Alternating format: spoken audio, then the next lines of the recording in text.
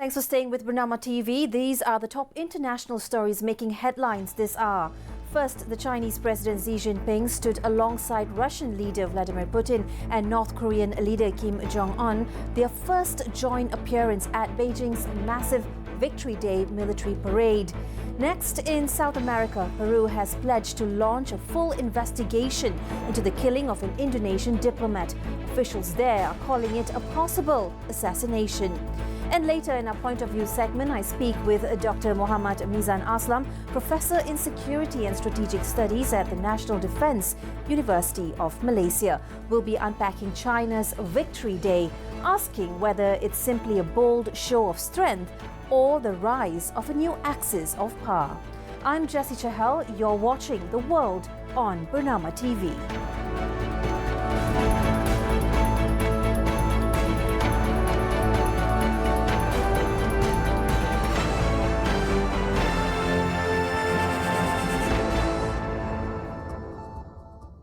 We begin Bernama World with this. The Israeli Prime Minister Benjamin Netanyahu told troops the war that began in Gaza must end there as Israel ramps up its nearly two-year campaign. He claims Israel has weakened Iran's regional allies while 40,000 reservists join a fresh push to capture Gaza City.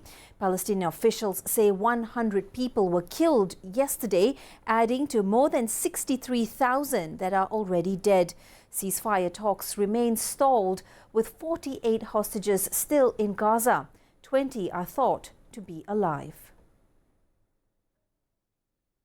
Now, Britain, France, Canada, Australia and Belgium say they will recognize a Palestinian state at the United Nations later this month.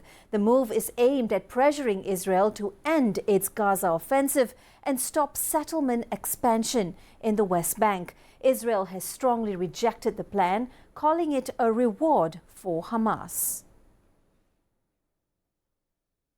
First, it's an inalienable right of the Palestinian people, and the question has been always not why should the UK recognize the state of Palestine. The question is why the UK did not recognize the state of Palestine until now, given its historic responsibility. And actually, the delay in recognizing the state of Palestine has contributing to where we are today. Genocide, acts of erasure, and all the atrocious situation that we are now living and witnessing. Despite UN rulings against its settlements, Israel's right-wing government continues to oppose the creation of a Palestinian state. Now, in Yemen, Houthi rebels say they struck a ship in northern Red Sea with drones and a missile, claiming the vessel was linked to Israel. The Houthis gave no timing, and maritime sources have yet to confirm. It follows Sunday's attack on an Israeli-owned tanker near Yanbu. It comes days after Israel killed top Houthi officials in Sana'a. The group says its Red Sea attacks show solidarity with Palestinians in Gaza. And beyond the regional conflict, the United Nations says the war in Yemen has already left more than half the country's population, that's about 18 million people, in need of humanitarian aid, with the Red Sea tensions only compounding their crisis. Moving on to Ukraine, where President Volodymyr Zelensky says Russia is building up troops along parts of the front line while continuing nationwide strikes. In his nightly address, Zelensky accused Vladimir Putin of refusing peace efforts, stressing that Ukraine will respond to ongoing attacks. He offered no further details on the build-up, but warned the situation signals renewed pressure on Ukrainian defenses as the war grinds on. Moving on to China now, President Xi Jinping welcomed Russia's Vladimir Putin and North Korea's Kim Jong-un as China kicked off its largest ever military parade. The 70-minute spectacle featured aerial stunts, marching troops, cutting-edge weapons from drones to hypersonic missiles. Xi expected the troops and inspected them before delivering a keynote speech. Beijing's streets and schools stayed closed after weeks of tight security. The Victory Day showcases a bold message of China's rising power amid United States trade tensions and global rivalry. Meanwhile, Chinese President Xi Jinping marked Beijing's largest ever victory parade with a call for peace, unity and strength. He warned that humanity must not repeat the tragedies of history, stressing that nations must treat each other as equals and support common security. Xi declared China's a great nation that does not fear violence, pledging to build a world-class military to safeguard sovereignty while advancing the country's great rejuvenation and contributing to global peace and development. US President Donald Trump took aim at China, Russia and North Korea in a Truth Social post, warning of a conspiracy against the United States, while urging recognition for Americans who helped China back in World War II. The comments come as China kicked off its largest ever military parade in a show of its growing firepower and geopolitical clout, as Xi sought to cast Beijing as the custodian of a post-US international order. Well, it's time for a quick break, but after the break, I speak with Dr. Mizan Aslam, an expert in security and strategic studies. We take a look at China's Victory Day and discuss whether it reflects a new axis of power. Stay with us. This is The World on Bernama TV.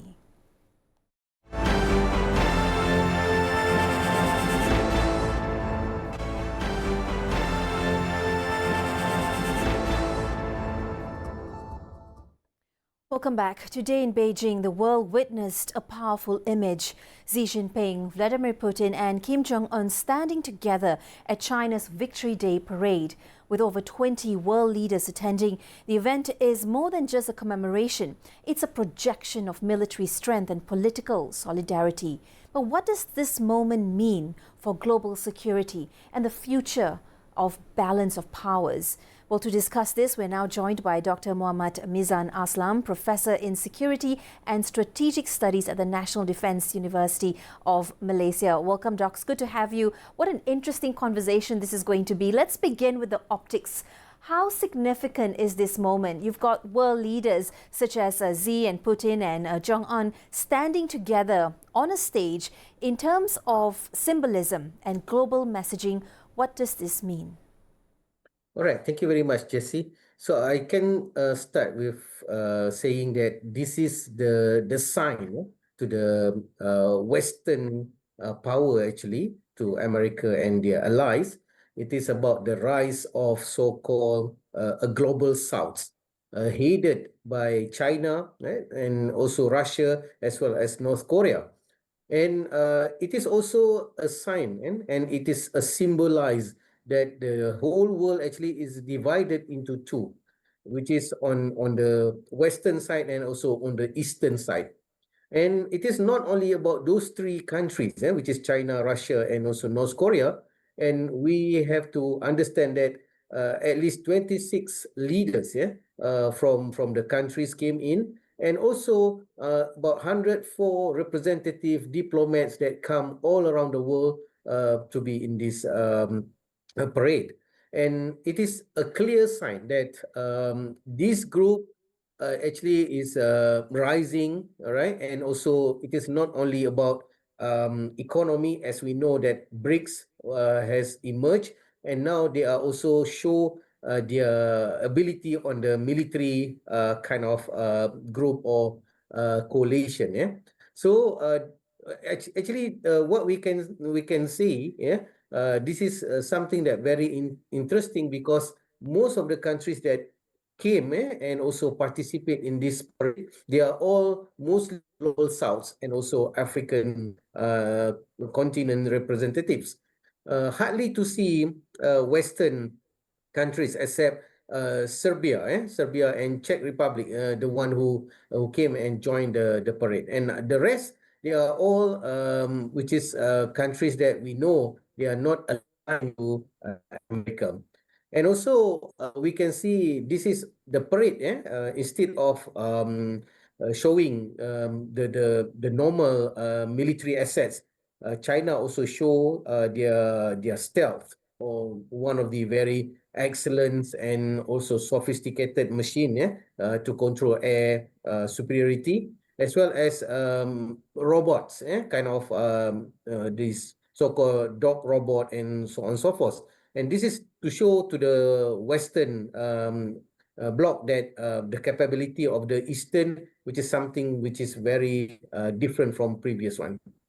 Well, that being said, some are describing this as a revival of Cold War style triangular alliances. Doctor, you see this mostly just being symbolic. You did mention earlier about BRICS and about countries coming together.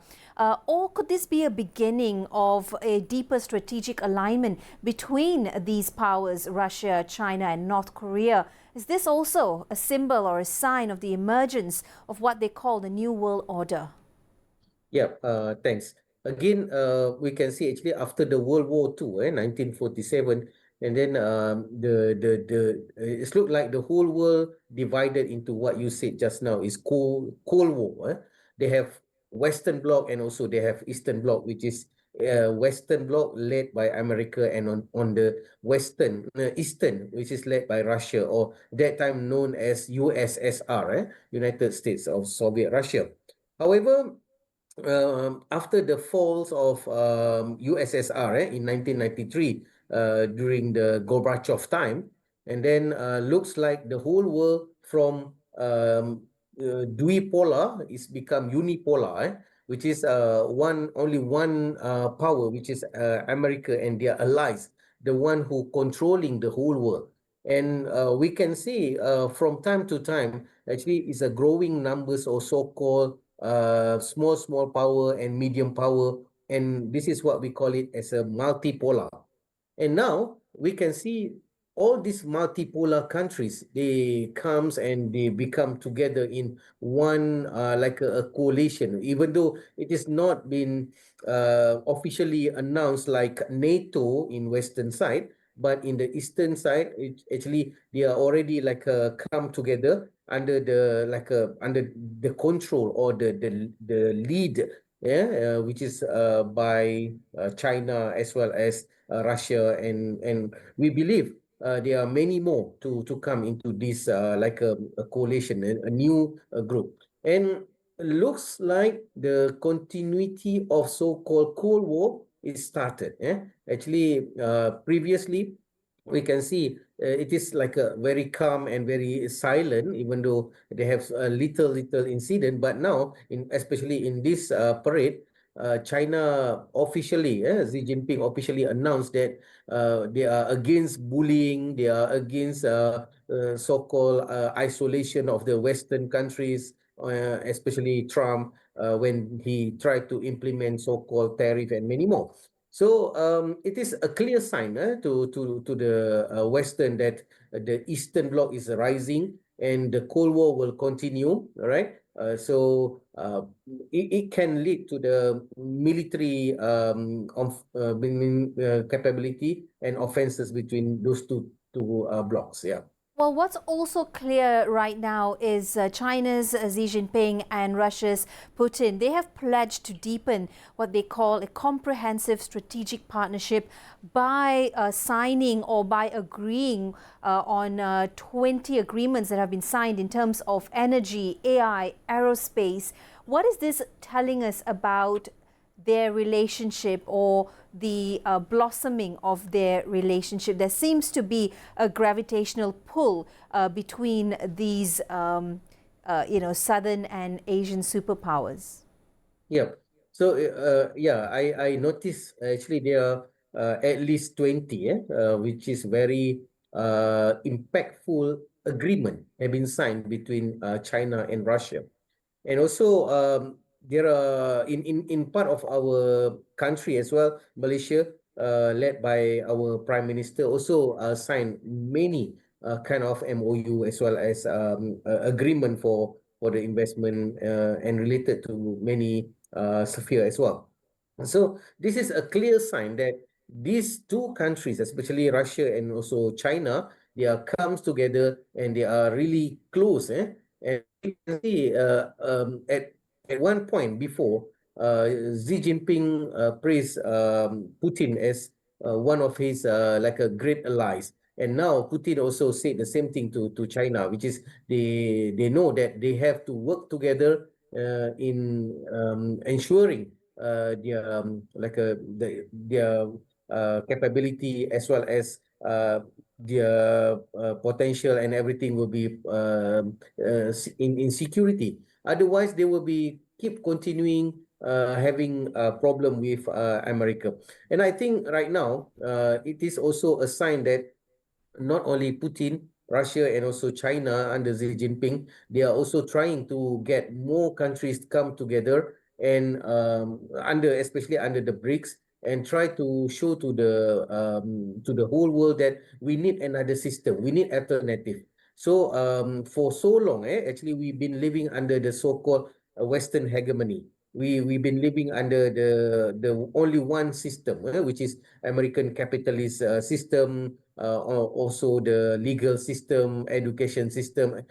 Everything comes from Western, and now it starts like an alternative for the countries who wants to be in this group, like a new coalition, to have another point of view, another thinking, and another spectrum in maneuvering their countries. Yeah. Right, let's bring North Korea into the picture now. What is this telling us with Kim Jong-un's attendance? It seems to be striking. It's his first major multilateral appearance. That's saying quite a lot. What does Pyongyang hope to gain by being seen with Xi and with Putin at this point of time, Doctor? Yeah, Jessy, this is very interesting. Actually, for so long, we don't know much about North Korea, and it is like they are living in their own world, and then isolated by the whole world. But now we can see, especially from this parade, which is the 18th years of the celebration by China, and then the Kim Jong he came and also he participated in these programs. So it means that he is no longer isolated, and he is now part of the so-called global south, and also an alternative like a fraction of the world. And we can see he come and also with his daughter to show to the whole world that she might be like a predecessor of his means his region. Yeah. So we can see here actually it is a clear sign also for the whole world that North Korea is no longer isolated. They are already in the spectrum and in the picture of the especially of the so-called new group or new world order, right? And also he wants to also take this advantage to get more support and more investment, I believe, and also to be together in opposing a hegemony of Western. So now we don't want to talk about actually Western anymore, because we know their culture, their values is decreasing. Yeah? But we now looking especially to the east, and we want to see the culture of China, as well as Russia, and many countries in this part of the world, as well as North Korea, which is very hardly to see them, but now we can see, and I believe, which is he will open more space for the people and for the world to see their country and their ability in many things. We are witnessing the global shift of powers as well, and we will be providing updates right here on Bernama World. Thank you, Doctor, for your insights and your sharing. We just spoke to Dr. Muhammad Mizan Aslam, Professor in Security and Strategic Studies at the National Defence University of Malaysia. Well, we now turn to South America, where Peruvian authorities have vowed a full investigation into the killing of Indonesian diplomat Zetro Leonardo Purba in Lima. Purba, serving at Indonesia's embassy, was fatally shot 3 times while cycling home on Monday night. Peru's foreign ministry condemned the assassination and promised tighter security for the embassy. Indonesia's foreign minister has demanded answers, urging Peru to ensure a thorough and transparent probe into the tragic incident. In the Caribbean, the U.S. military has launched a deadly strike on a vessel accused of trafficking narcotics towards American shores. President Donald Trump announced the attack took place in international waters, targeting what he describes as terrorists en route to the United States. 11 people were killed in the operation. Washington says the strike highlights its commitment to block drug flows and neutralize threats before they reach American shores.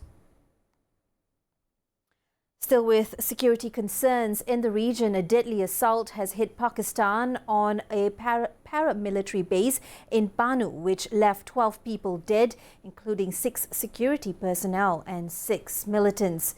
Authorities say the attack began with a suicide bomber ramming an explosive-laden car into the compound, sparking a 12-hour gun battle. At least 19 others were wounded, including civilians. Police blame Islamist resistance near the Afghan border, a region long plagued by extremist groups such as the Pakistani Taliban.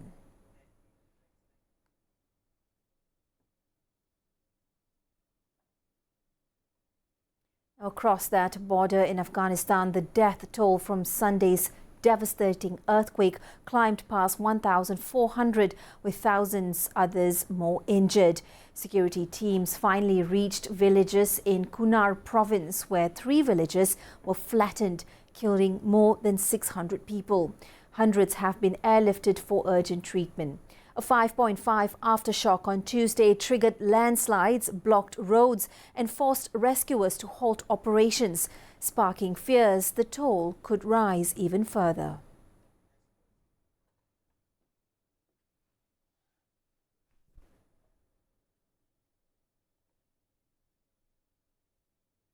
Well, that's a wrap for this hour's broadcast. Do join Nadia Latif at 3 p.m. on The Nation. She'll be speaking about Malaysia's new and exciting policy on rare diseases and what that could mean for patients and families nationwide. Don't forget also to visit Bernama.com and follow us on our social media channels, YouTube, X, Instagram and Facebook for the latest updates. You could also tune in to Bernama Radio at 93.9 FM.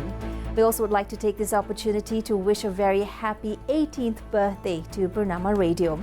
Well, this has been The World on Bernama TV. I'm Jessy Chahal. Thanks for being with me. Bye-bye.